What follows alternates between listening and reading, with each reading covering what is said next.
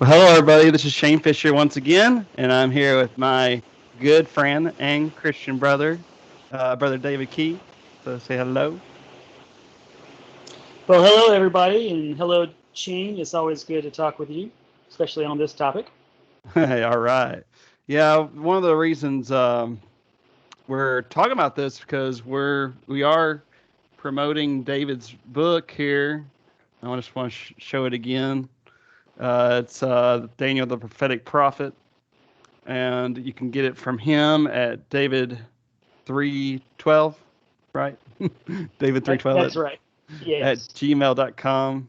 David And David David Key 312 at Gmail. yeah, well, the other 312 at gmail.com. There you go. Yes, That's what it you is, can y'all. email. You can email me, and I can get you a copy, or you can Google it. You can Google Yeoman Press, and he's my publisher sells my book as well. So, anyways, we are talking about the crown, the king of I mean, it's one of the major kings of all prophecies, I would say, in the Bible. I don't know, is it the king of all Yes, prophecies? yes. Daniel chapter Maybe 11. Isaiah Yeah. 53 beats it out. I don't know. I Because don't that, know. From my understanding, just in the first 35 verses of Daniel chapter 11, there's over 100 prophecies yeah, that have their fulfillment in known history, which is one of the yeah. reasons I mean, me and why Gray, liberal critics attack oh, the Bible. Yeah. David and I would agree that Isaiah 53 is, more, of course, pertaining to the plan of redemption and stuff of that nature. So it's more important. But yet, this prophecy does, like you just said, it contains many, many prophecies. So that's something to consider. Yeah, the details in this chapter are so specific that liberal critics have no choice but to attack this prophecy Mm-hmm. because of they're just so specific, and they cover so many details over a long period of time in world history that if you don't believe in the supernatural, if you don't believe in God, then you have to attack this chapter in one way Mm-hmm. or another. And they do. Yeah. So, what I'd like for us to do is in this video, we're just going to cover verses 1 through 20 because there's a lot of information and we don't want to lose anyone. And also, we want to please take out pen and paper or your Bible and write in, the notes in the margin of your Bible because you can refer back to the names and places and time and the times that which this is supposed to take place in the future. So. So I just want to let everyone be aware of that. So this is one of the reasons we created slides.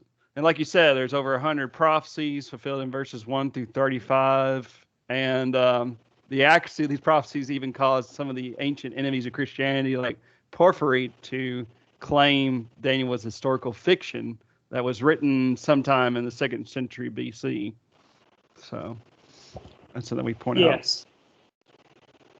All right. Yeah, and it should be pointed out that pretty much no one questioned the authenticity of Daniel as far as when he wrote it until pretty much this time period. Um, it wasn't until much later that people questioned it because the details of the prophecy are so specific, and it's such a strong defense of the Christian and, well, the Judeo-Christian religion. So Mm-hmm. And just to let everyone know, we've kind of talked about this last time, but Daniel moves from a panoramic view more to zooming in and focusing on some very specific details. And that's what we see from Daniel chapter 2. We saw four kingdoms that arose, which were Babylon, Medo Persia, Greece, and then Rome. And then we focused on chapter 7, which was the same thing, except with animals. And then chapter 8, we focus on two of those kingdoms, which was Medo Persia and then Greece. And now we're going to focus even more on kind of zooming in and focusing on Medo Persia even more, and also focusing on the Greeks or the Macedonians. So the only difference yeah, is we're showing greater detail, is what Daniel's looking at. Yeah, and in chapter 7 and chapter 8 are in some ways parallel, because chapter 7 zeroes in on the Roman Empire and specific kings in the Roman Empire, whereas chapter 8, zeroes in on the Third Empire, the Grecian Empire, and it zeroes in on specific kings from the Grecian Empire in chapter 8, like you said. And then, like you said, in chapter 11, now we're going to zero in even further into the Grecian Empire, especially here with these first 35 verses. Yeah, the Ptolemies and the Seleucids. So just to let Yes. everybody know. I should have been doing the slides while I was showing that, but oh well. It's all good. Okay, so we can basically, like we said, okay, I need to kind of cancel this. This part is in um, debate, so I'm going to say that. Yeah, So I didn't change my slides here. that's after verse 35. We're not going to get into that, I don't think, today, are we? No, no. That'll be another podcast. Yeah. So we're going to focus on the first three major sections, which is four Persian kings, then Alexander the Great, and then focus on the divided kingdom, specifically the Ptolemies and the Seleucids from verses 5 through 20 today. Then maybe in another video, we'll get to specifically the Seleucid ruler Antiochus Epiphanes the fourth. Okay. So, people can actually look up these sources, and find out about this material. Here's some of those sources you can look up for yourself. There's Polybius, First and Second Maccabees, Diodorus Siculus, Livy, Josephus, Appian, and even Porphyry. It was quoted by Jerome. So just to let everybody, we always want to go to the primary sources. And it should be pointed out, Shane, that up through verse 35, the historical details that are behind this prophecy are really not in debate. The real question is, when did Daniel write it? If you of course believe in prophecy and believe that God exists, then the date of Daniel that we get straightforward reading of Daniel is that he wrote in the 6th century before it happened. If you are a liberal critic of the Bible and you don't believe in prophecy, in true prophecy, then you believe Daniel wrote after the fact and is pretending basically to be a prophet. So, but it's important to note that the historical details that Shane just made reference to, those historical sources, no one really debates those sources and the details that are behind the prophecy. It's just the debate is, when did Daniel write, mainly. So. Yeah, and I'm sorry everybody that didn't actually include verse. So we're going to get started. So if you're open up to Daniel 11, if you're there, or if you're not there, and and also just leading into chapter 11, can you give a kind of a brief summary of what's going on in chapter 10 a little bit? Do you want to talk just a little bit about that? Yeah. Because we know there weren't any chapter divisions originally, so it's kind of important that we talk about that. Yeah, chapters 10 through 12 really kind of go together. Before Daniel is revealed this long and drawn out prophecy, he has an interaction with some angels, and you can read about that in chapter 10. Daniel, he's in mourning in chapter 10, probably because of what he was just revealed by the angel Gabriel concerning the 70 weeks prophecy. And in chapter 9, so he's in mourning. It says in verse 2 of chapter 10 that Daniel was mourning for 3 full weeks or 3 weeks. And so he's in grief. Daniel's in grief here in chapter 10. And then angels basically come to him and reveal to him what's going to happen to Israel over the next long, drawn-out period of time.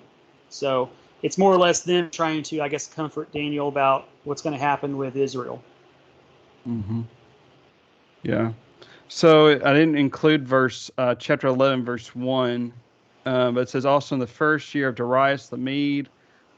So we have to understand that would be 539 BC when Cyrus conquered Babylon. So that's when this prophecy was given. And maybe in future videos we will try to talk about who is this Darius the Mede. And Yeah, you know, that you could have a podcast on that topic. yeah. Even amongst conservative scholars, there's a debate as to who exactly Darius the Mede is. So that's a really interesting discussion.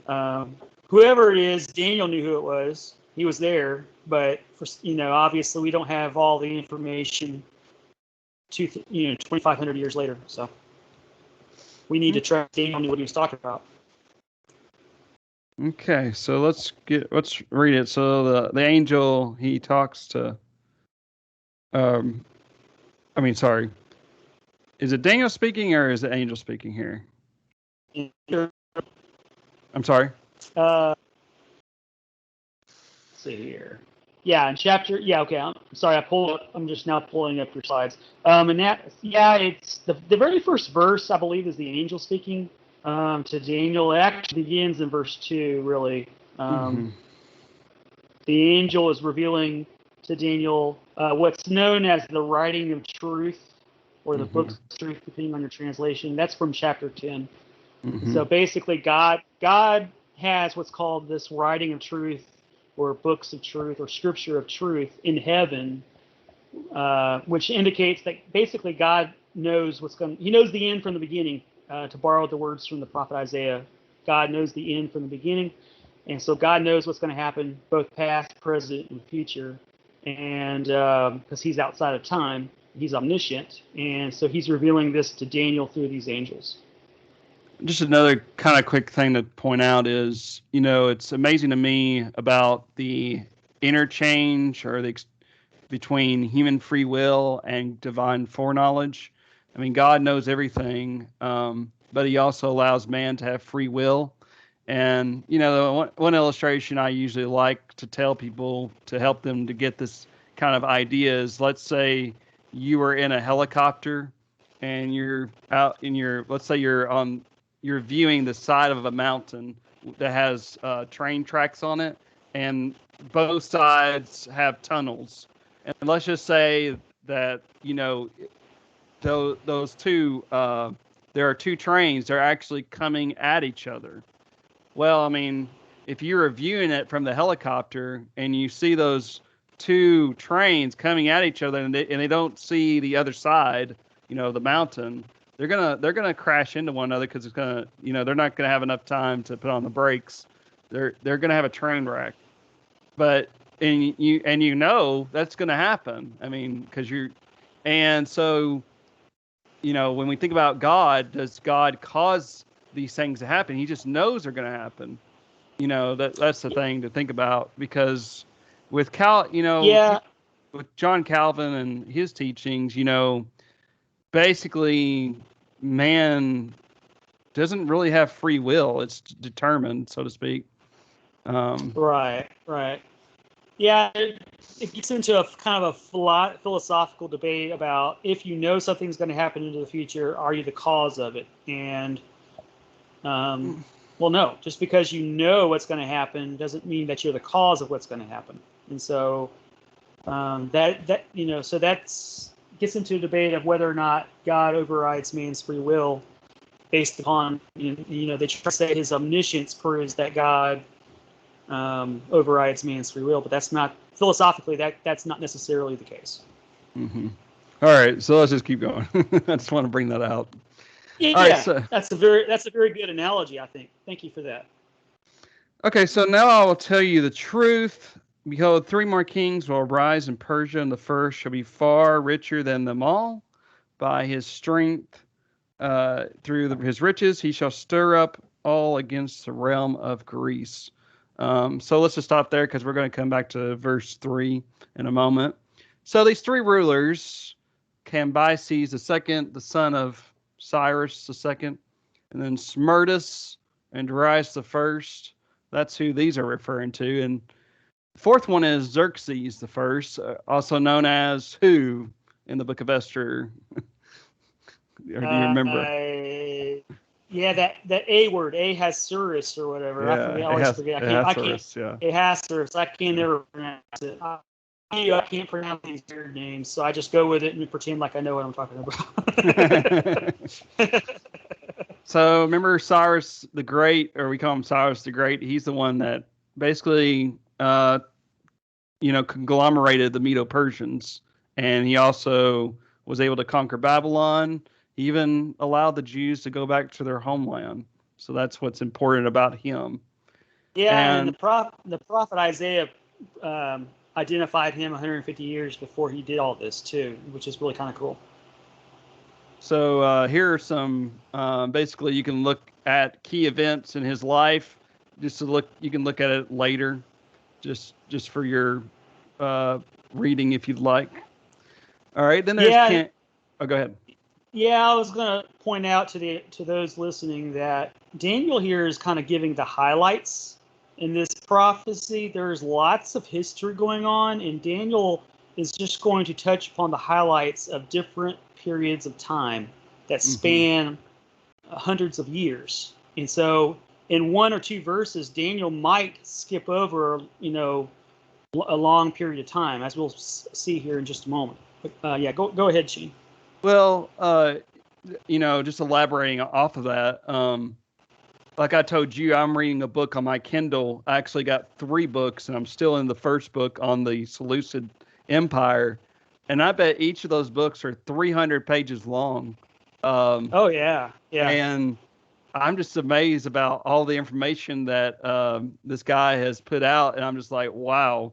And then you take what Daniel writes, in which I believe that's one of the marks of inspiration is what's called brevity, yes, um, because God does not waste effort. He's perfect, and he puts only that which he needs to write to get to the necessary goal that he has in mind.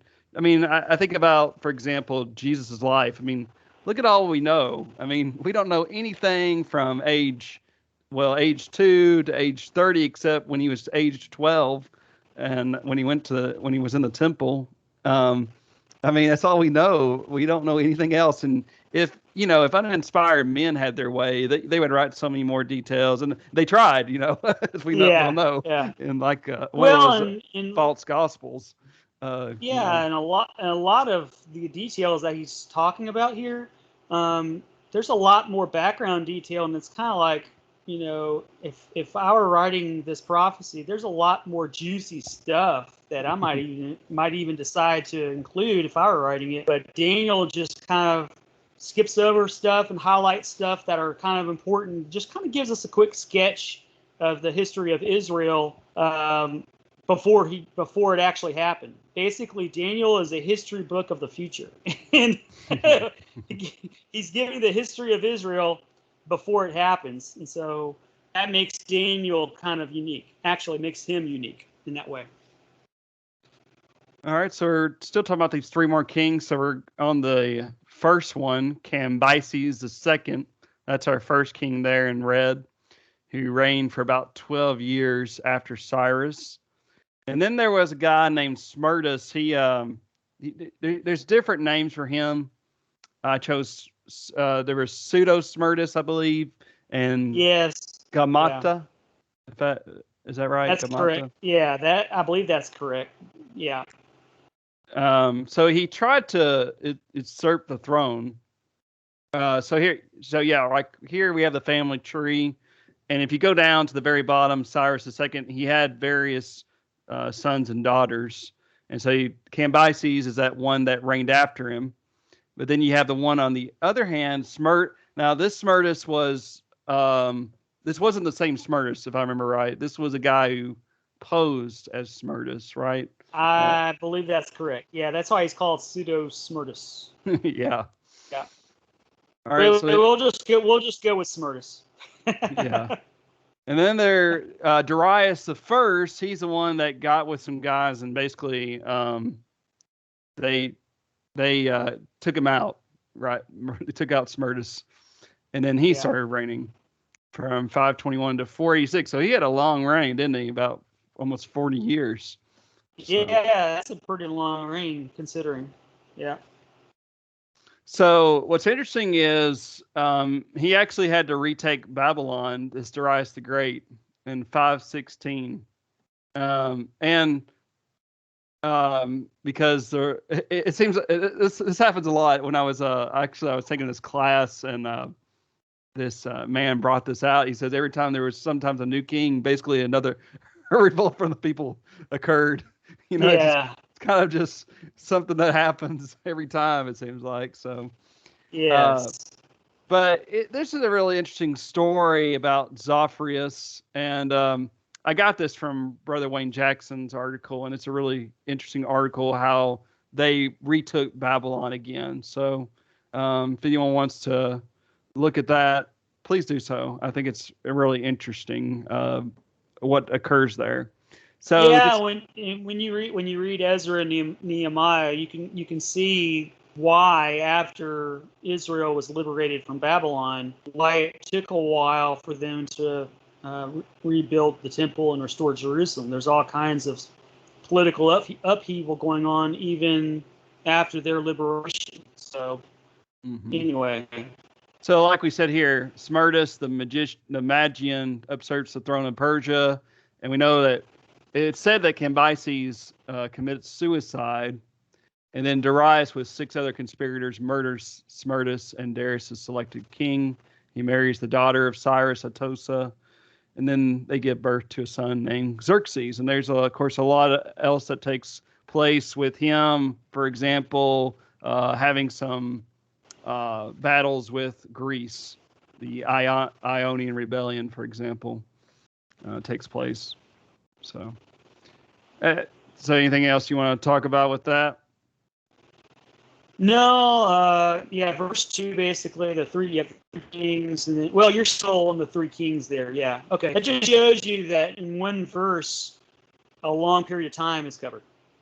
Yeah. And what's interesting to me is, we get the word marathon, 26 and a half miles. I want, I want to say that's right. But that's where that came from a Greek running, to say that in 490 BC. That's where they get that from, the marathon. So That's just let, interesting. so there's a lot of things that we actually get from history that's, I think it's interesting to point out of what occurred under these kings' reigns. I mean, we're not gonna talk about everything, just hit the highlights, so to Yeah. speak. All right, then we have Ahasuerus, or Xerxes, as he's known, from 486 to 464 BC. And what book of the Old Testament does Xerxes play a major role? And we've already gave the answer away, which was Esther. Yeah. It says it says in the text. I'll just read it one more time. It says, "The forest shall be far richer than them all, and by his strength, through his riches, he shall stir up all against the realm of Greece." And this is certainly true because we learn in the book of Esther that his territory expands from India to Ethiopia, includes 127 provinces. So, and giving a banquet that lasted 180 days. Wow, That's pretty that's rich. yeah, yeah. I wish I had that kind of wealth. Man, must be nice. Yeah. All right, so then we got Artaxerxes, say that 3 times in a row, who reigned for almost also 40 years. And then there was Xerxes II that only reigned for about a year. So that's what those three more kings shall arise, and then the fourth, who's far richer than them all. So now we're getting into kings that Daniel doesn't even cover. He just skips around. So we Yeah, want to. I think this is a good point to make right here. When you're reading Daniel chapter 11, when you go from one verse to the next, it is Mm-hmm, quite possible that Daniel is skipping over hundreds of years, and it's quite possible that he's moving from one world empire to the next. And so when you just read the text, you might not realize that. You have to see the fulfillment of the prophecy to see how it fits with the prophecy. mm-hmm, Uh, so Daniel in the text itself doesn't always say, "Hey, I'm going from the Persian Empire to the Greek Empire." mm-hmm. And so you kind of have to figure that out, which to me is kind of cool, because when the prophecy was given, Daniel probably didn't know what in the world this meant. Obviously, this is a prophecy. But Mm-hmm. once you get the fulfillment, then it's like, oh, this prophecy makes sense now. And when you're talking about Jesus Christ, the prophecy about the Messiah, this is the reason why the Jews are so confused about the Messiah, because on the one hand, you had the suffering servant, then on the other, he was a conquering king. And so it's like, well, how do you fit all this together? Well, you couldn't until you saw the fulfillment after it was fulfilled, and then that's when the early church realized, aha, Jesus is the Messiah. He's the one that is the only person who can fulfill all these prophecies, and so by the fulfillment what the prophecy meant. Mm-hmm. And another reason I believe that Daniel only mentions up to Xerxes, because we remember that as he says he shall stir up all against the realm of Greece, and we know that Xerxes had some major wars with the Greeks, and in which Alexander, he looks back to that. He wants revenge on the Persians for what they did to his Yes. to what they did to his homeland. Oh, apologize. I forgot to take the phone out here. Let me do that. All right, we could go now. Let's go. Keep on going. Wow, that was really bad. Okay, I so think everybody understands. yeah. So here we even go down to, I mean, we got Sogdianos, we got Darius II, we got Artaxerxes II, third, and fourth, and then we finally get to Darius III. So look how much history that Daniel, so to speak, skips, because Darius Yep. III is the main enemy of Alexander the Great, who. So just let everybody know about that. And you wouldn't know this just by reading the text. Just by reading the text, it looks like the mighty king that rises in verse 3 is like right there next to this previous king. But you wouldn't know all that history unless you actually, studied the historical sources and realized, oh, Daniel is just hitting the highlights, and so he's skipping from one world empire to the next, and skipping over hundreds of years Yeah, I mean, of he stuff. goes from a has, so you can see, look, he goes from 464 all the way to about 338. So that's almost, almost 100 years. So just to let everybody know about that. So And this is an important point. We're not going to get there, but later on in chapter 11, this could explain why sometimes Daniel skips later in the chapter, when Daniel skips from one world kingdom to another. Sometimes we don't realize that.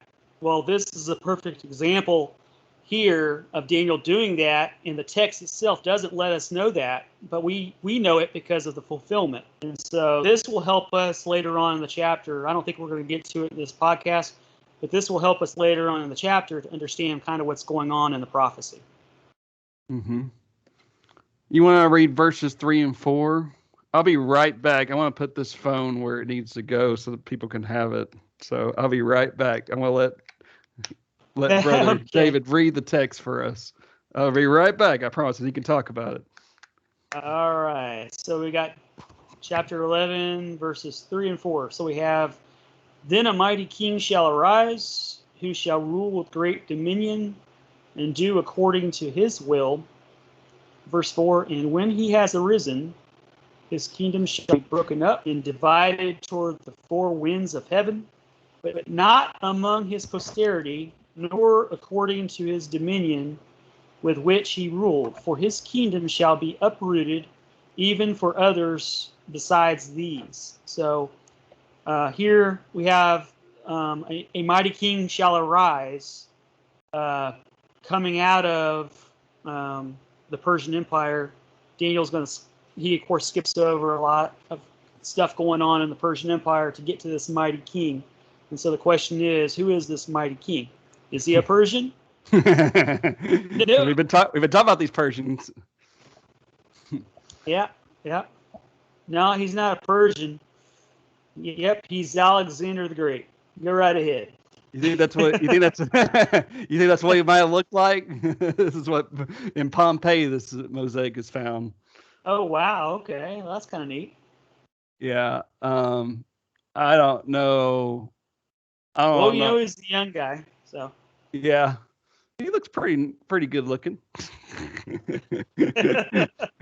But it's just pretty interesting here how this is, mosaic was, how they found this. I just think it's really interesting. Of course, I couldn't show the whole mosaic. Shows also Darius the Third he's fighting against at the Battle of Issus, I believe it was.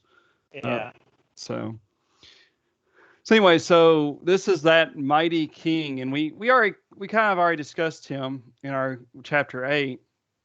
So yeah. he gained the power over Macedonia in 336, and like I say, he conquered the Persian Empire in 3 years. I think that's pretty amazing. So, Oh yeah. and his military tactics were genius. And why did he conquer the Persian Empire? Well, we already said this. He was retaliating against what Xerxes did 100 years ago against Greece. He kind of saw this as justice because Yeah. uh, Xerxes burned the city of Persepolis, or Alexander burned the city of Persepolis because the Persians burned Athens in 480 BC. So, Uh, so so it just shows you that a long period of time stretched, and obviously the Greeks held a grudge, no doubt, and so Alexander took care of it eventually. So as you can see here, we started on the very far left and here in Macedonia, and then he crosses the Hellespont, and he's in Asia Minor, or what we call modern day Turkey, and there's that Battle of Issus I was talking about. And then he makes his way down south through Israel into Egypt, and then as you can see, he goes from there. So there's a lot that he conquered, a lot of land. Wow, that's amazing. And he did that as a young man in a very rapid period of time. Hmm. So then we finally get to verse 4, where it says, "When he has arisen, his kingdom shall be broken up and divided toward the four winds of heaven, but not among his posterity, nor according to his dominion with which he ruled. For his kingdom shall be uprooted, even for others besides these."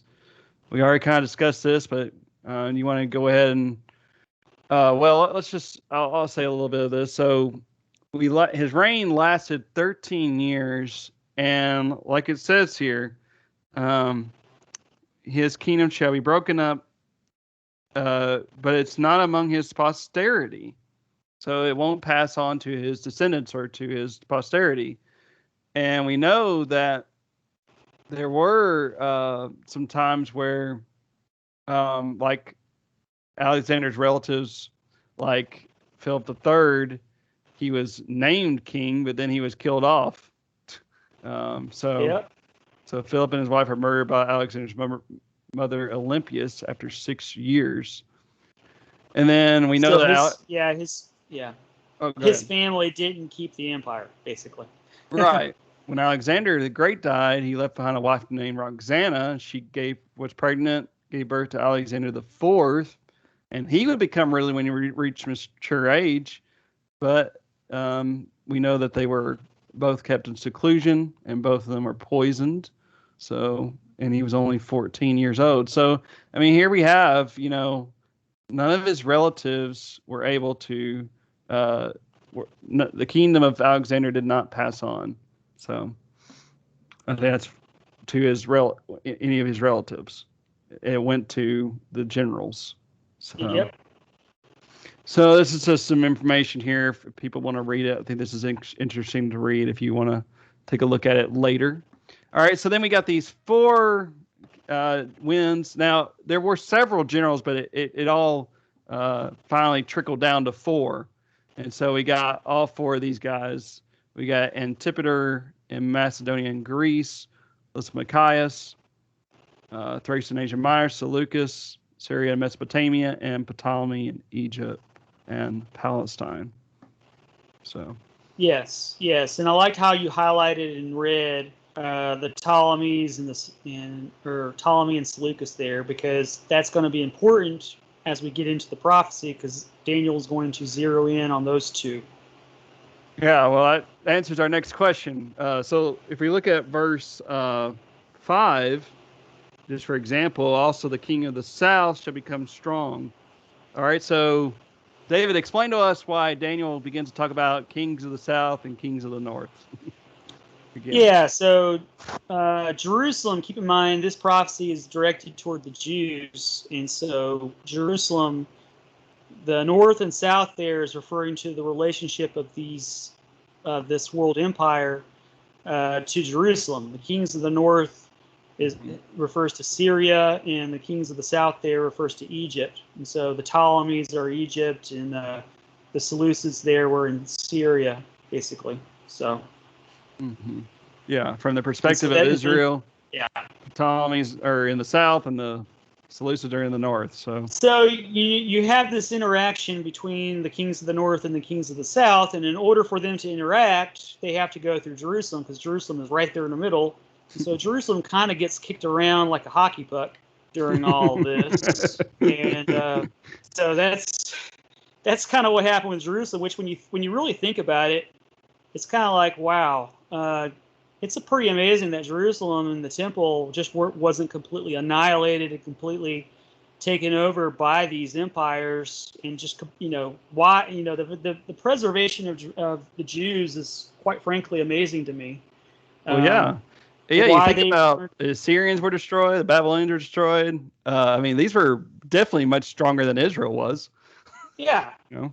Yeah, exactly. And so here you got this little bitty backwater nation that only worships one God, and or at least, that's what they're supposed to be worshiping, even though they would fall into idolatry, because of these other nations. But as far as their history is concerned, they only worship one God, or they're supposed to. Their law says that.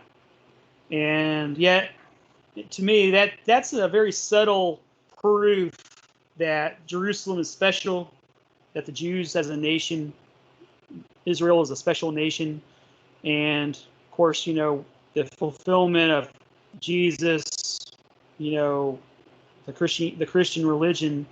To me, when you look at the history of the Jews, it's like, this is what happened. God's in control.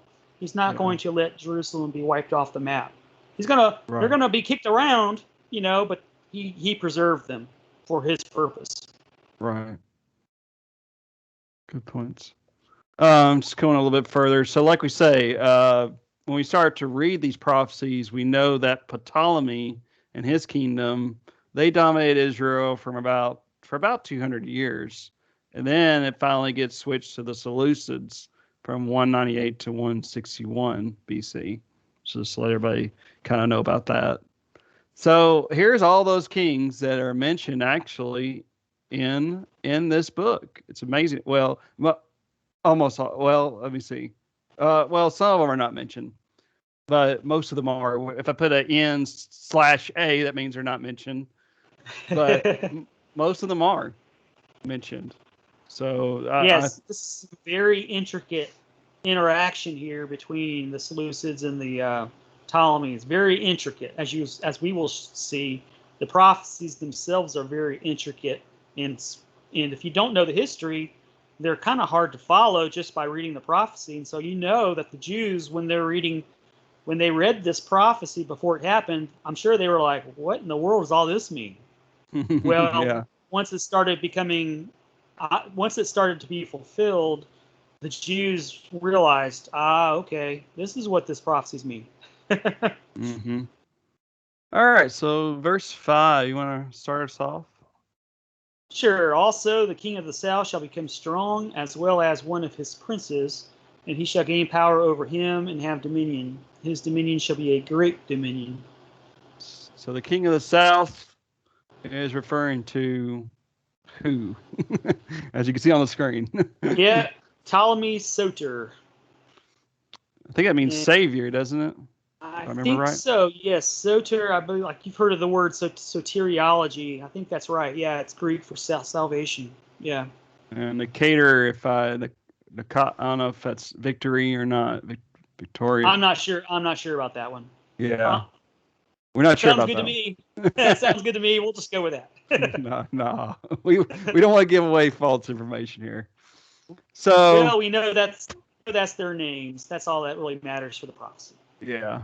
So Seleucus obtained control of Babylon in 320, and Antigonus, another general, attacked him in 316. So Seleucus flees down to Egypt for help from Ptolemy and serves under him, and that's why he's called one of the princes. So Yeah. So that's pretty simple. But what's interesting is this Seleucus actually becomes more powerful than Ptolemy Lagi the Soter. So I think that's very interesting. So what happens is they both join forces and they defeat Antigonus's army at the Battle of Gaza in 312 BC. And then Seleucus returns to Babylon, becomes king under Ptolemy I's sponsorship, and he took over much of the territory that Antigonus had controlled. And Antigonus was finally killed in 301 at the Battle of Ipsus. And in 301, Seleucus makes Antioch of Syria his capital. Well, that's interesting there. What's special about Antioch in the New Testament? Do you remember? That's when the disciples were first called Christians. Yeah, it's when the disciples were first called Christians at Antioch. So his empire stretched from India to Phoenicia, and so, like we said, that's why his kingdom became more powerful than Ptolemy the First. So, was this prophecy fulfilled? Yep. Yep, sure was. Sure was. Yep. So we have both of those. Ptolemy the First, he died in 285, and then Seleucus the First died in 281. And then, like we said, sometimes it's going to skip over people. So this king, Antiochus the First Soter, who reigns for 17 years, for about 20 years. Well, if I can do my math correctly, let's see, What, 19 years. He's not even mentioned in this prophecy. So they both died, and there's still conflict taking place between these two kingdoms. So. Yep. And Israel's caught in between. All right, and then we go to verse 6. You want to read that? Sure. And at the end of some years, they shall join forces, for the daughter of the king of the south shall go to the king of the north to make an agreement. Okay. So the they is referring to who? Kings of the north, kings of the south. Yep. Yep. And we got Ptolemy Philadelphus the second here, and Antiochus the second Theos. So they're fighting it out, and Ptolemy, he's kind of like, okay, let's just make a marriage between, get a marriage going, political marriage going, so that we can have peace, right? Right. So that's what are some ways would you try to make a peaceful agreement? You have a political marriage, and well, that was common back then. That's why a lot of the marriages, Solomon, King Solomon in Israel, he had what was it, 700 wives and 300 concubines or whatever. And one of them was Pharaoh's daughter. And so he probably, some of those wives and concubines he might not even have seen. They were just probably political marriages. So, I mean, my dad jokes about that. He says, "Man, wouldn't you hate to be Solomon and have to buy all those shoes for all those wives?" Yeah. Anyway, because my mom, she likes shoes, and so she has a lot of shoes, and that's just one wife, So my dad always jokes, "Boy, that would have been a lot of shoes." Anyway, that's neither here nor there. All right, so like we said, Ptolemy II wanted Antiochus II to marry his daughter Berenice to settle the conflict. Now it's kind of interesting. They had an agreement that Antiochus II and Berenice's heir would be the next to rule on the throne in the Seleucid Empire. Yeah. Now, I'm trying to remember the LXX translation. I can't remember what I think maybe. Was there a difference there? Oh yeah. Oh, sorry. the so under this guy's reign is supposed to be when the LXX translation began. That's what. Yeah. That's one of the highlights of history here. I did not know that. I didn't make mention of that in my book, but that is an important point. Yeah, that's pretty cool. Okay, so just kind of moving a little bit further. So just mentioning again what it says, and at the end of some years they shall join forces, for the daughter Berenice of the king of the south shall go to the king of the north to make an agreement of political marriage, and that's what they do. So they get married, Antiochus II, Berenice. All right. Now, and we find out something, don't we? What did Antiochus II was already married? Oh yeah, And he boy, was a married woman to scorned. he was married to a lady called Laodice. Now, there's something interesting here about Bible history. Well, in history in general, Laodicea was named after her. Ah, I So did not know that, but that makes a lot of sense. yeah, so Laodicea, One of but the that seven yeah churches of Asia.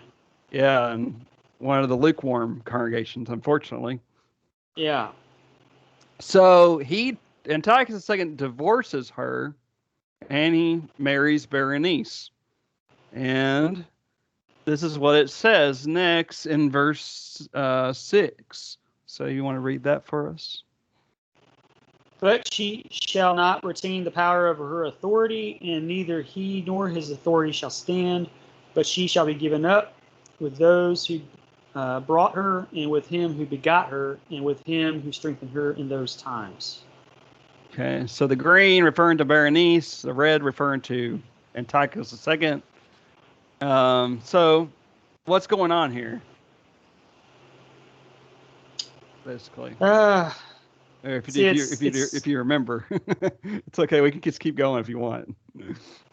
yeah, yeah. You might Okay. want to keep on going because it's so. This is like a soap opera. It's hard to follow. Yeah.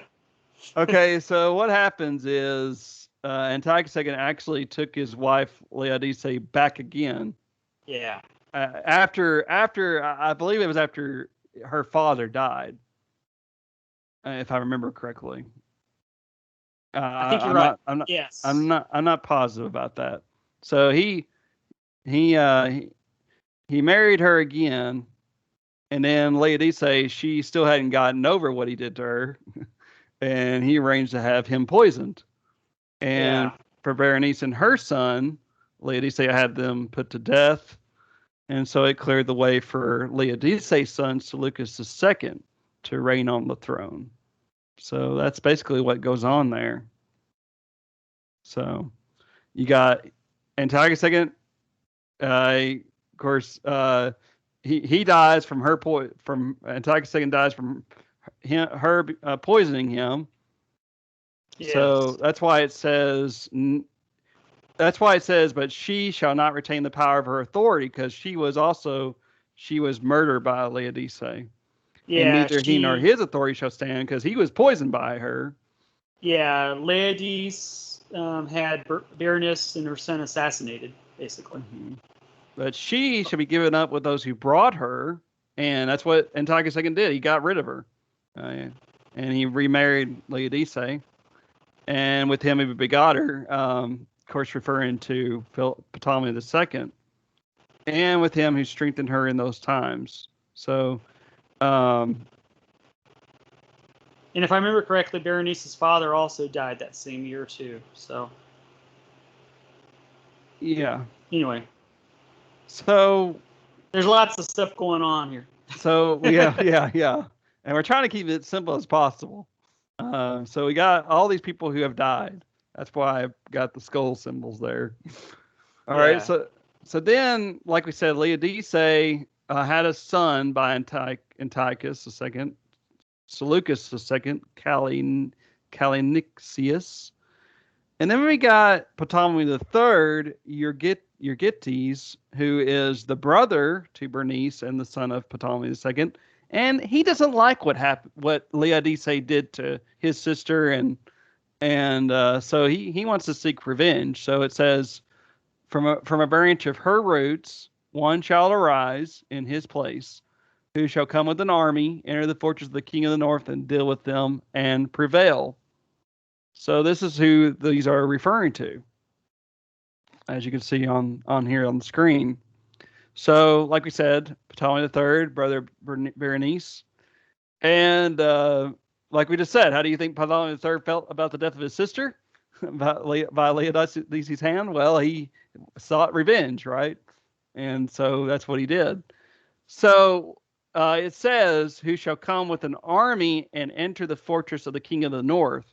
So the fortress there is Antioch, the Syrian capital. And Ptolemy III, he fought against Seleucus II for 5 years. He captured that fortress of Antioch and most of the Seleucid Empire, and he was successful in killing Laodice. So that's what we learned from that. Was the prophecy fulfilled?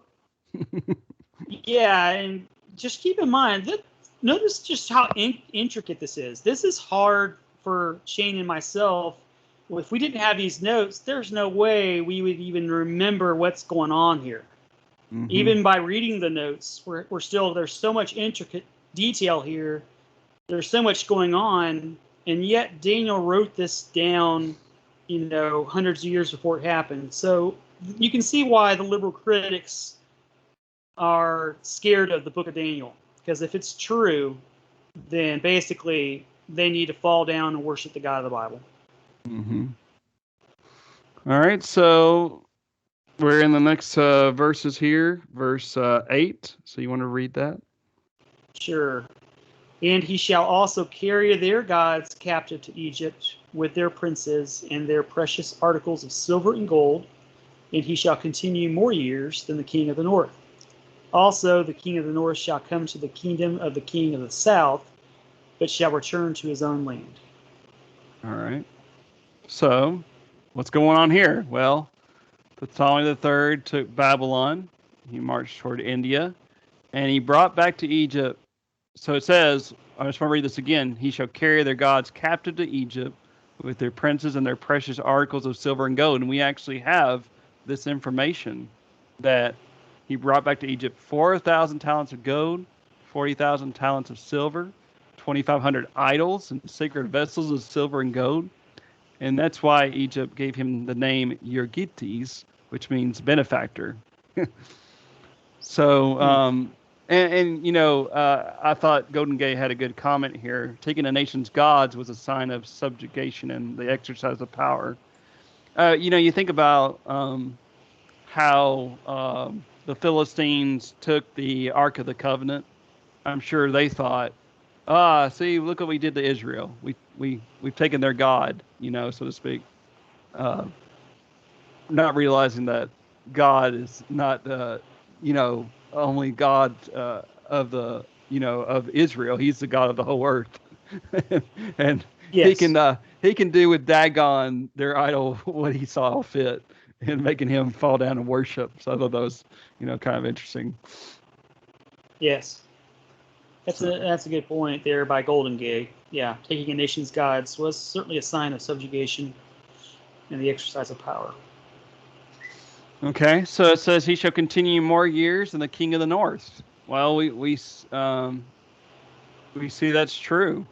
Seleucus II, he died in 227, and Ptolemy III, he lived 6 years longer than him. So that's true. Also, the king of the north shall come to the kingdom of the king of the south, but shall return to his own land. So here's, I don't know if you pointed this out in your book, but the King James Version sadly incorrectly translated verse 9.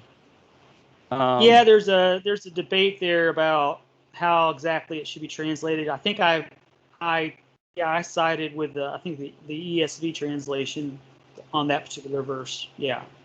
So Seleucus II wanted to, he wanted to go conquer Ptolemy III, and but Ptolemy III taught him a lesson, as we would say. So he wanted him to recognize the consequences for what his mother Laodice had done to his sister Berenice. And Seleucus II tried to attack Ptolemy III in 242, but he did not gain any victory. And in fact, we learned in history he died of injuries he suffered from falling off his horse. So Yeah. So basically, was that prophecy fulfilled? Yep, certainly was. Yep. All right. So Seleucus II had two sons. We have Antiochus III and Seleucus III. So you want to read that for us? Sure. It says, however, his sons shall stir up strife and assemble a multitude of great forces, and one shall certainly come and overwhelm and pass through. Then he shall return to his fortress and stir up strife. All right. So we learn about Seleucus' sons, Seleucus II's sons, and they wage war, assemble a multitude of great forces, come on, overflow, and pass through. They shall return in war even to his fortress. So we see the war continues with Egypt or the Ptolemies, and it's continued by those two sons. And unfortunately, Seleucus III, he dies. And so Antiochus III, he has to carry on the war. So these two sons wanted to avenge their father by restoring the kingdom of Syria to its rightful glory. And so the fortified port city of Seleucia, it was 16 miles from Antioch. It was still under Ptolemy control, and therefore reminded Syria of the humiliation and the present threat that stood against Syria. So Seleucus III was the first to come to the throne, and he only reigned for 3 years. Well, he comes to the throne, he dies 3 years later, and Seleucus III received news that Attalus, now this is interesting, king of Pergamum. What's so special about King Pergamum? Do you remember? Well, wasn't that also one of the seven churches of Asia? It's one of the cities. It's one of the cities of where one of the seven churches of Asia Minor were located. Yeah. So Seleucus III, he receives news that Attalus had seized all the country beyond the Taurus Mountains, and he assembled a sizable army and marched over the mountains to recover his imperiled domains. But misfortune dogged his steps, and he was murdered by mutiny. So Antiochus III then would take the throne. So, and Seleucus III, he's gonna die. But then we got Ptolemy the Fourth. So it says, then he shall return to his fortress and stir up strife. Okay, so like we said, Seleucus III, he dies, 3 years of being on the throne, and now it's up to Antiochus III to carry on the war against Ptolemies. So his main enemy, of course, is Ptolemy the Fourth. All right, so Antiochus III is a very interesting guy. There's a lot of history about him. I'm hoping to learn more in the books I'm reading, on these 3 books that I'm reading. But we know that one of his sons is going to be the main, one of the main parts of Daniel, right? Antiochus IV. So that's why Daniel, he deals with so much, from verse 11 now, even down to verse 20. So there's a lot here. Yeah, and when you get into verses like 21, in verse 21 through about 28 there, Daniel is kind of setting us up for how Antiochus IV, which is Antiochus Epiphanes, how he came to power. So, that's probably one of the reasons why he's kind of going through all those details. And like I said, this would make a good movie. Yes. Well, as we shall see, Antiochus Epiphanes, he played such a key role in the history of Israel. When we talked about the prophecy in chapter 8, that dealt with Antiochus Epiphanes. And so that's kind of what Daniel's doing here in chapter 11. He's giving us a little bit more detail about the background of Antiochus Epiphanes and kind of how he came to power, and that's probably the reason why he's going into some of this detail. Okay, so Antiochus III, after his brother died, he takes the throne. And so, like the text says, one shall certainly come and overwhelm and pass through, then he shall return to his fortress and stir up strife. So this is referring to Antiochus III. Yeah. And then he shall return to his fortress. So that's referring to Ptolemy the Fourth, Philopator, which means love of father, who reigned from 221 to 204 BC. So the first concern of Antiochus III was to defeat Attalus, the king of Pergamum, even though his chief advisor urged him to strike at Egypt. Well, so Antiochus III's attention was diverted from both objectives by another dangerous uprising, which was raised by Milan and Alexander, who were governors of upper provinces in the east. So the rebels defeated the generals whom Antiochus sent against them and were not quelled until he personally took the situation in hand. So notice that, however, Antiochus alone, he marched against Egypt. So I think that's kind of interesting. So meantime, the throne in Egypt had passed to Ptolemy IV, who had succeeded his father, Ptolemy III. And Ptolemy IV, he was weak, he was indecisive, did not have a strong council, and he wasn't a strong match for Antiochus III. So Antiochus III, that's why he was able to run all over him. And he began to direct his developing might against Egypt. And his first goal was to recover that Fort Fortress Seleucia. So as you can see on the screen here, if you're looking at the very top, you got Antioch of Syria. And so you see Seleucia there in the red. So that's under Ptolemy control. So he wants to take it back. So we know that Antiochus III, he seized Tyre, Ptolemais, which put him in territory ruled by Ptolemy IV. We know Antiochus, he seized Dora, a strong fortress north of Caesarea. So you can see how he's coming down and he's gaining more territory. So there's Dora right there, really close to Caesarea by the sea. So I think that's kind of interesting.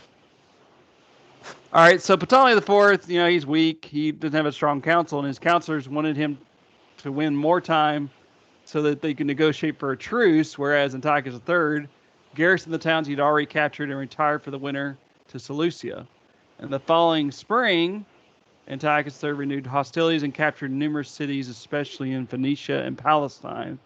And by this time, another winter season was approaching, and Antiochus III took up residence in Ptolemais. And the next year, he advanced farther south until he arrived at Gaza, described in the text as the fortress. So you can kind of see here the way that Antiochus III took, just to let everybody kind of get an idea here. So I think that's pretty interesting. So there's a lot going on there, ain't there? Yeah. Even makes my head hard. Yeah, it makes the head hurt. That's why we're only going to verse 20 here. It's like, even if Daniel wrote this after the fact, it's like, why in the world would you spend all your time doing this? It's if you're making up a story and you knew that what you're saying is false, it's like, I don't think I'd waste my time doing all these details. This is like, man, it makes my head hurt trying to even do it. So if the people were that gullible then, I think I'd come up with some other way of convincing them that God is real. Mm-hmm. You want to read that verse? I've been reading a little bit, so. Yeah. It says, "And the king of the south shall be moved with rage, and go out and fight with him, with the king of the north, who shall muster a great multitude, but the multitude shall be given into the hand of his enemy." So we see there, king of the south is going to lose. Yeah. So what's going to happen? Well, he was finally aroused to the seriousness of the situation. He was enraged by both the threat of invasion, and his ministers had put together an army of mercenaries and volunteers and marched forth to battle. So that's what it means. He had a great multitude, it says. And Antiochus III was ready, and he besieged the Egyptian border fortress of Raphia. And So Ptolemy's army was said to have 70,000 infantry, 5,000 horsemen. And I love 73 elephants. That's pretty amazing what they used back then for war. Elephants. I think of Lord of the Rings whenever I see this. Yeah, I always think of like Chinese wars and stuff. I wonder if they got the elephants from there. I don't know, from that direction. From India and all that. Okay, so Antiochus' army is made up of 62,000, so he has 8,000 less. He has a little bit more horsemen, thousand more horsemen, and he has more elephants. So who's going to win? Well, Daniel predicts it correctly because he's a prophet. And so they battle it out there at Raphia, that fortress. And that was in 217 BC. And actually, it resulted in the total and unexpected defeat of Antiochus III. So interesting. So we thought. I'm sorry. I thought I had forgotten that it was. I know it's so easy to forget. Yeah. So I apologize, everybody. No, well, hey, you're fine. I didn't know that you didn't know. Quite frankly, for a second there, I didn't know. I was like, okay, who did win this one? Trying to remember. So the great multitude was given into his hand. That is Ptolemy the Fourth. And I mean, you would think you might, you might think, oh, it's Antiochus III who's going to win, because knowing that he was a strategic leader and all that, but he actually lost. So right. So, but what's interesting to me is Ptolemy IV, he failed to follow through. He should have kept on, fighting him more, but he didn't. He kind of got prideful and thought, hey, I won this battle, and I don't think I need to be, need to go on, Yes. Yes. So, so you want to read this next verse? I'll get it. It says, when he has taken away the multitude, his heart will be lifted up, and he will cast down tens of thousands, but he will not prevail. Okay, so there, like we said, he should have fought more but he had that one victory, and he decided not to go through with it. So I like what Leon Wood said. He says history reveals that directly after the battle, Ptolemy the Fourth returned to Egypt, and a life of luxury and indolence he so enjoyed. And this in turn caused dissatisfaction on the part of his people, which left him really a weaker ruler after the victory than before. That's really ironic. Yeah, it's very ironic. All right, so for verse 12, I like to just, read it again. When he has taken away the multitude, his heart will be lifted up. So, he won this victory against such a large army of Antiochus III. And he will cast down tens of thousands, but he will not prevail.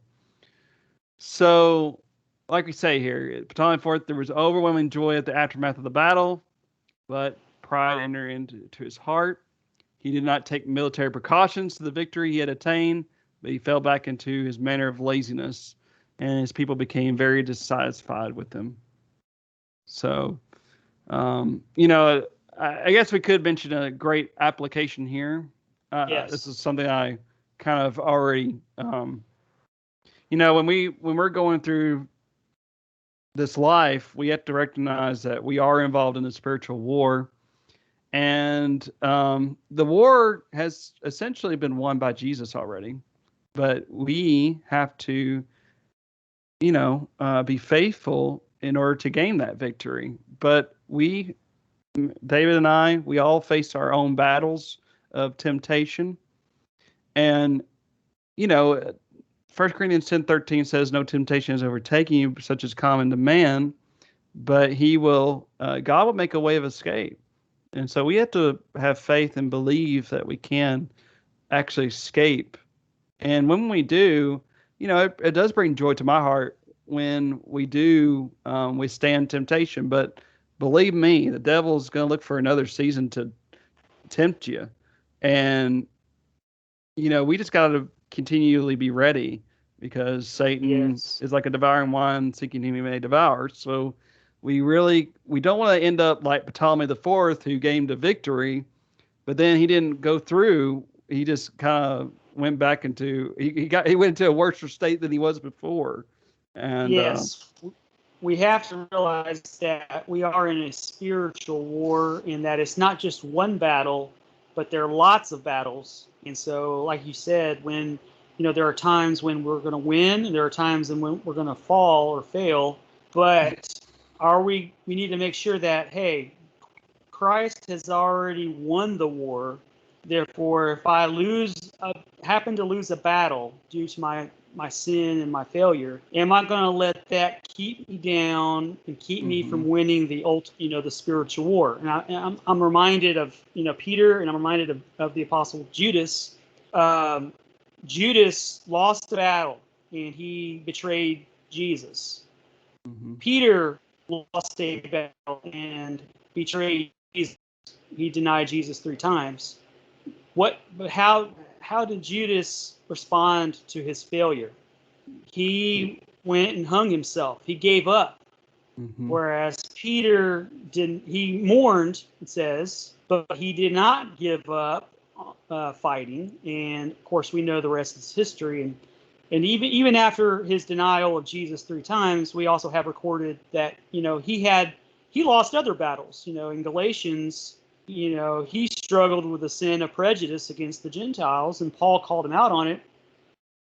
Even in that book, as an apostle, you have one apostle calling out another apostle, which is pretty amazing to me. But the fact is, we're going to lose battles at times. As Christians, we're going to sin, and we're going to lose those battles. But that doesn't mean that we've lost the spiritual war, and we need to get back up and start over again and keep pressing forward, and not let the losses define us. Yeah. So if we walk in the light as he is in the light. So Right. there is this attitude that we need to possess of just keep going. Don't give up. You know, God looks at the heart of people. He knows your heart. And, Yes. when we talk about, um, I think sometimes as, when we talk about this idea of once saved, always saved. I mean, once saved, always saved, and we also talk about um, how do I put it? There sometimes there's another sad reality or a false view of Christians not having any confidence in their salvation, and yet that's what First John talks about, that you can know that you are saved. Yes. But then there are those, sadly, who teach, um, like with in regards to once saved, always saved, like, well, no matter what you do, you can never become lost. I mean, that's just, I'm sorry, but the New Testament warns over and over again that a Christian can be so lost, can so sin as to be lost again if they continue down that path and not repent of it. Right. Yeah. The Bible position is in between those two extremes. The way I like to consider it is, when there's a difference between falling because of our sin and falling away. When we sin, we fall. But when we leave God, we don't just fall, we fall away and we give up on God. And as Paul says, shall we continue in sin that grace may abound? God, let it not be, God forbid, or whatever. So, there's a difference between falling down because of our weakness as humans and our falling away from God and falling outside of his grace. And so there's two extremes there. Some brethren take the extreme that it's kind of like we're constantly jumping from one circle to the next. That's Hmm. not the way I view it. I don't, as a father or a child, when my child makes a mistake, it's not, I don't kick him out. I give him an opportunity to repent, and so on. And I think that's the way God is with us. When we fall short, when we sin, do we allow God to pick us up, or do we continue in sin that grace may abound? And of course, we should not continue in sin. We should get back up, let God pick us up, dust us off, and keep us back, on the straight and the narrow path. Hmm. Sorry, we just wanted to give a good spiritual application there because some of this Yeah. gets. Well, this is also a good point here. There's a spiritual war going on. You have there, and not only is it a spiritual war in terms of sin and so on, but in chapter 10, we see that there's angels behind the scenes that God uses to raise up kingdoms and bring kingdoms down. And so there's a spiritual war going on right now that we don't see, that God is in control. God is raising up kingdoms. God is bringing kingdoms down. And so the physical wars that are going on that Daniel was describing, there's a spiritual war in the background going on as well. And we get kind of a glimpse at that in chapter 10. Of course, we don't know everything. We don't know all the details of that, and we're only kind of given glimpses in Daniel chapter 10, and maybe and even in other parts of the Bible. Our knowledge of angels and demons and what's going on behind the scenes is very limited to just what the Bible says. But there is a spiritual war going on behind the scenes, and of course, as Christians, we know that God is in control of both of those. All right, back to Ptolemy the Fourth and Antiochus the Third. Sorry. No. This is good. This is good. We needed a little. So. Yeah. All right. So it says, "For the king of the north will return and muster a multitude greater than the former, and shall certainly come at the end of some years with a great army and much equipment." So remember, Antiochus the Third lost to Ptolemy the Fourth, so he's going to return.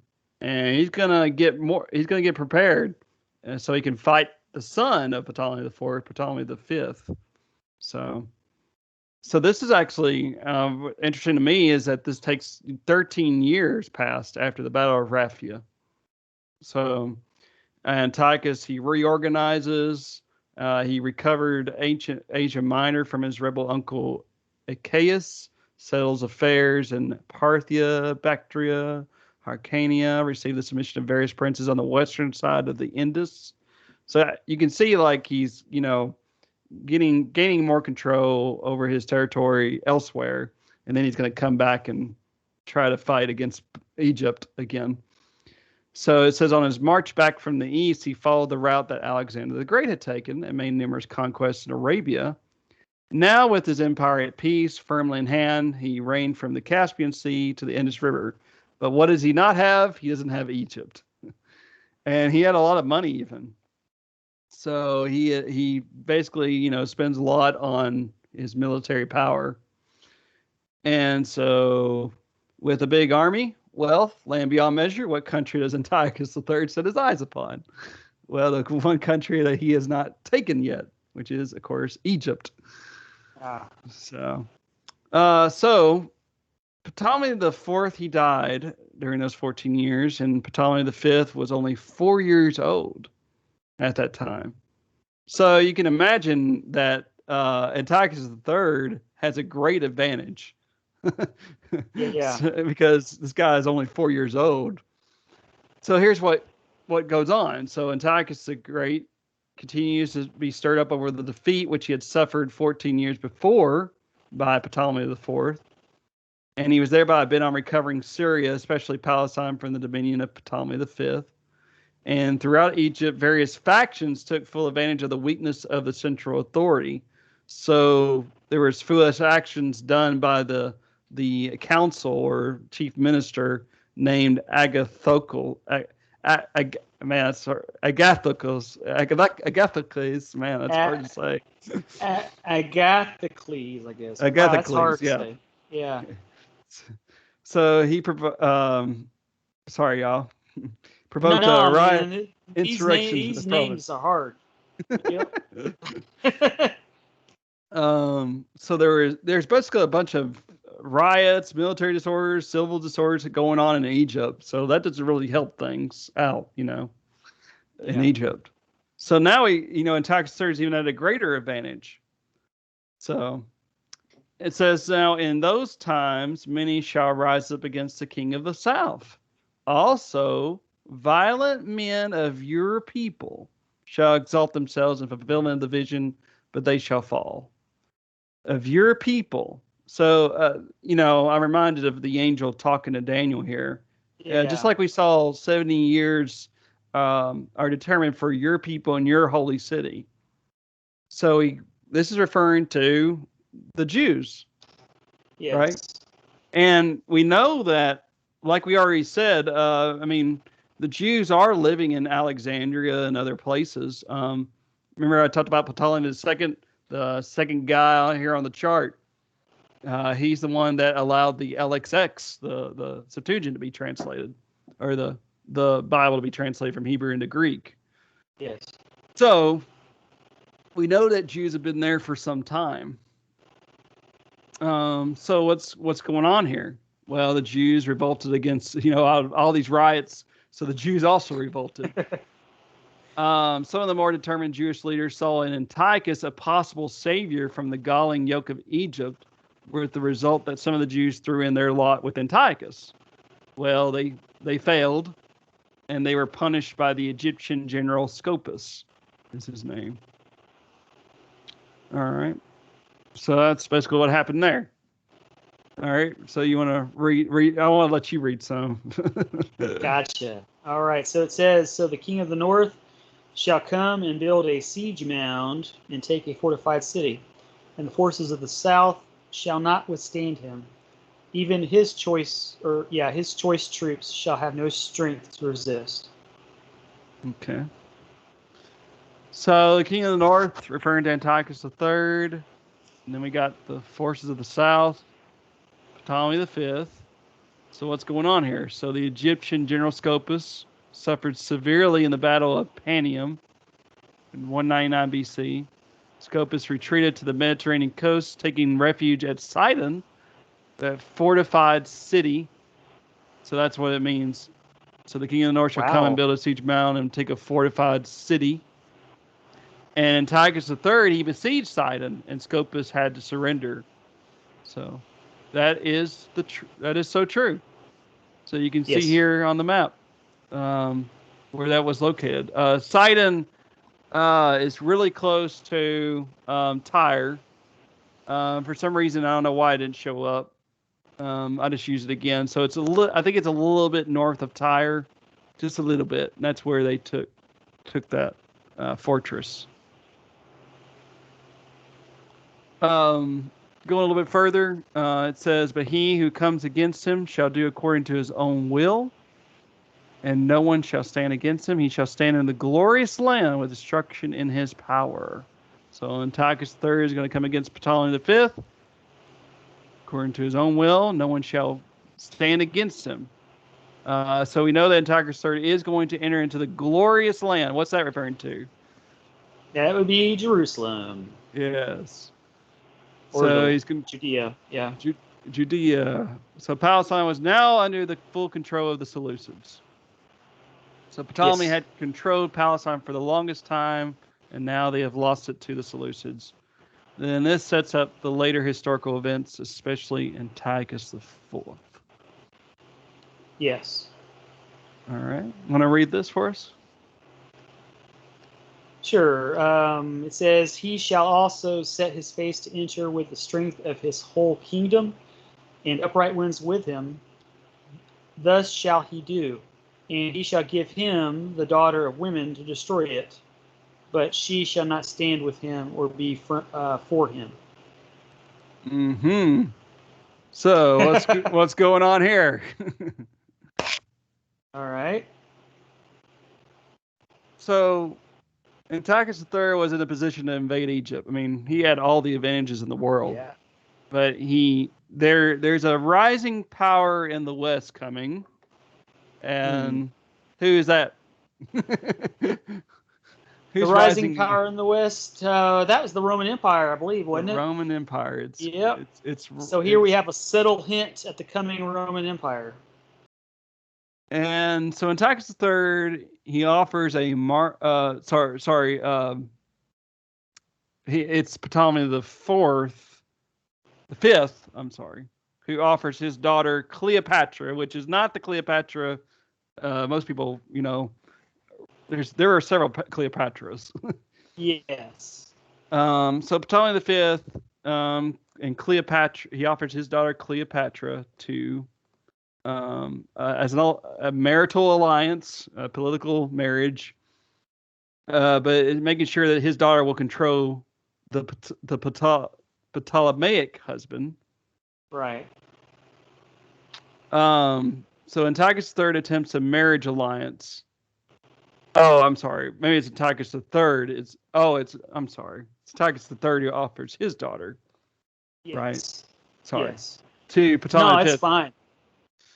All right, so let's just go back here again. Ptolemy III.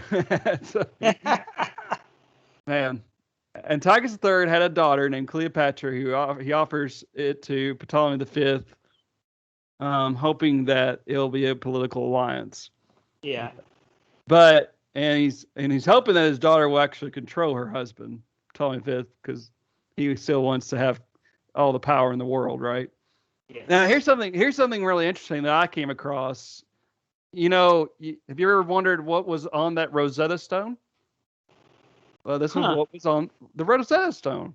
It's the marriage of Cleopatra I to Ptolemy V. That's pretty cool. Yeah. So that's I always wondered like what was written on that Rosetta Stone, and in those three different in Coptic and Greek and Egyptian hieroglyphics. So yeah. Now that makes sense. I mean, when you think about it now, why it's written in Greek. Well, because okay. So, anyways, going a little bit further. So Ptolemy V and Cleopatra I give birth to Ptolemy VI. The plan backfires because Cleopatra instead of controlling her husband, she stands with him, and she goes against her father, Antiochus III. So good soap opera there going on. Yes. Like I said, this whole stuff, these details, it's like watching a soap opera. And when you realize how many years this is covering, it's kind of like, you know what? This is just like a soap opera. It lasts many years. And yeah, so it's really interesting. They really ought to they could really make a long miniseries out of this entire chapter. Yeah. You want to read some? Sure. It says, after this, he shall turn his face to the coastlands and shall take many, but a ruler shall bring the reproach against them to an end. And with the reproach removed, he shall turn back on him. Okay, we're getting close to the end. We got 2 more verses to go. All right, Are we going to stop at 21? Yeah. Mm-hmm. Yeah. Yeah, because we're almost at an hour and 30 minutes already. So yeah. So Antiochus III shall turn his face to the coastland, shall take many, but a ruler shall bring the reproach against them to an end. So this is Scipio Asiaticus from Rome. Yes. So Antiochus III is not able. His plan did not work. He thought get his daughter to control the husband, but that didn't work out. So he is not satisfied with the amount of land he has, so he desires more. Yeah. And he sent a fleet of 300 ships and attacked the coastlines of Asia Minor and Greece, particularly Rhodes, occupied by Egypt.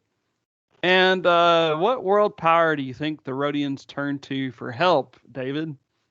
Or what rising world power, should we put it that way? That would be Rome, wouldn't it? Yep. So Rhodes,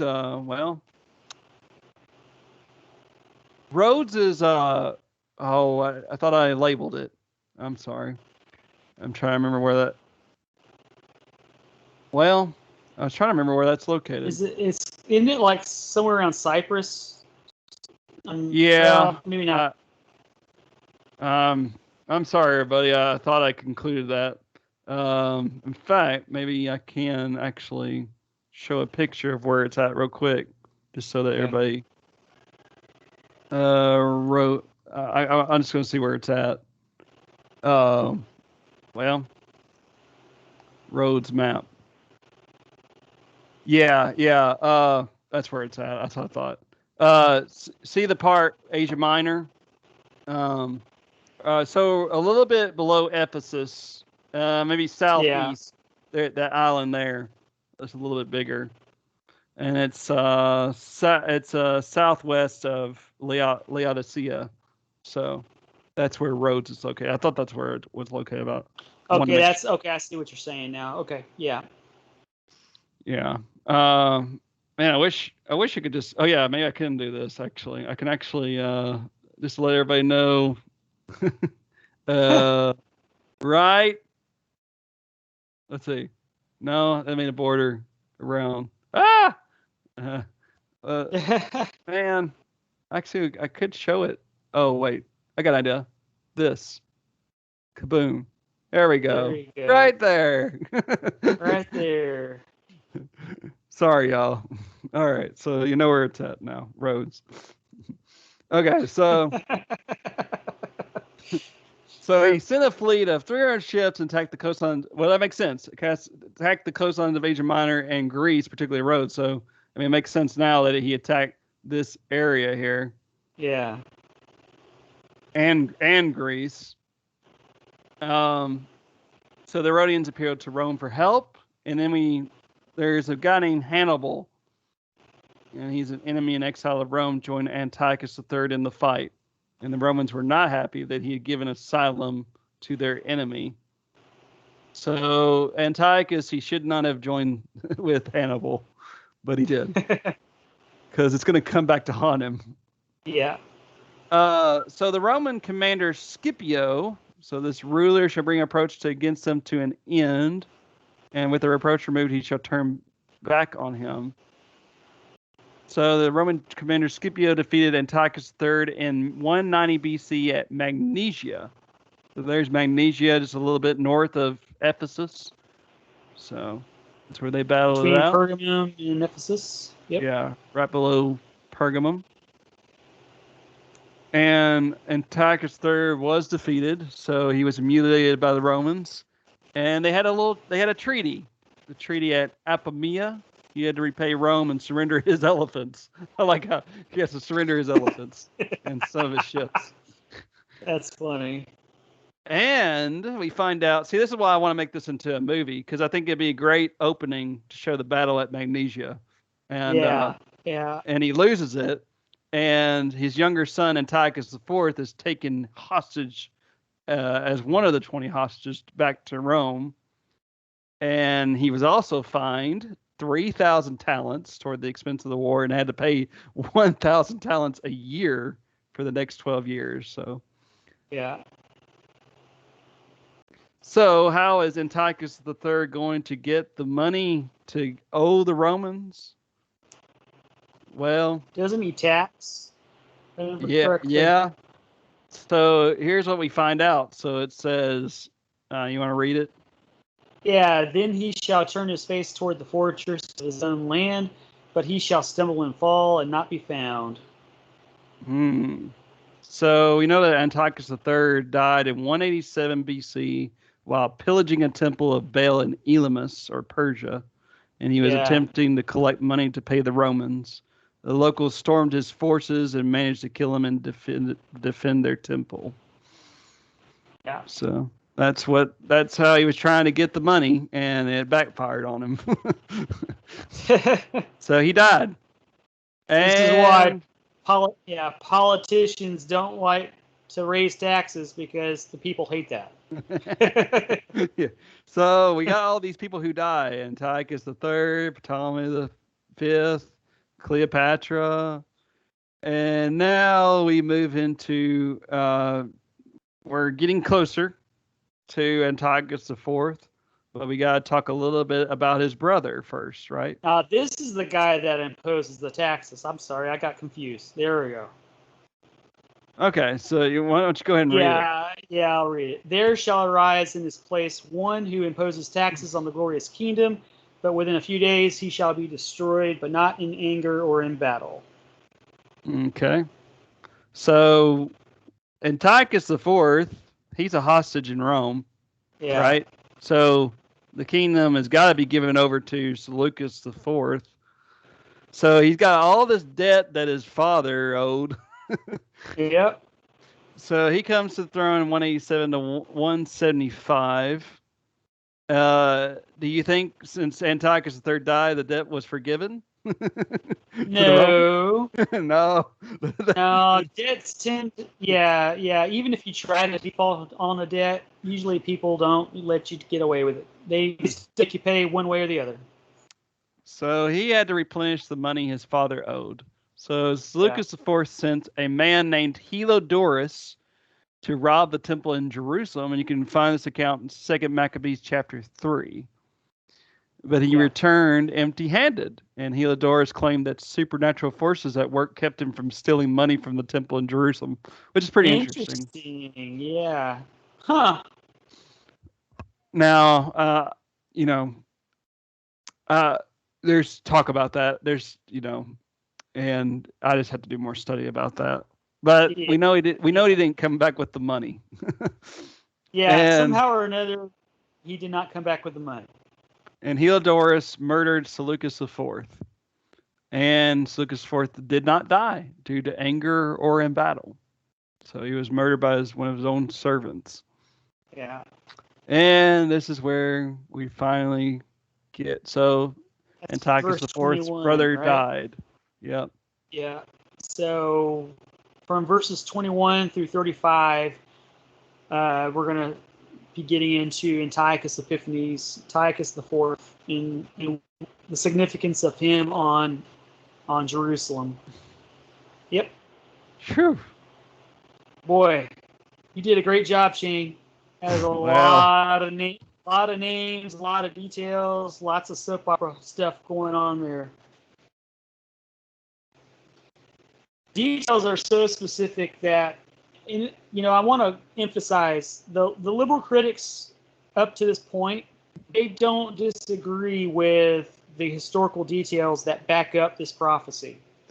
In fact, I remember looking at one of the commentaries when I was writing my book. One of the best outlines of this chapter was actually put out. I forgot the commentary, but it was by a liberal critic, and he pretty much outlines the prophecy with the historical details, just kind of like what you did there, in kind of like a chart form to make it kind of easy to see how things match up. And they don't disagree with the historical details that match up with Daniel here up through 35. They don't disagree with that at all. Of course, they just disagree as to the time that Daniel wrote this prophecy, because but they don't disagree with the actual historical details that match up with it. Mm-hmm. Well, all right. Well, everybody, we'll see you later. We appreciate you being with us for this time. Yeah, And I really enjoyed it, Shane. And I hope to do this again to finish up chapter 11. all right. Well, you take care, buddy. Bye You bye. too, Shane. Take care, everybody. Bye-bye.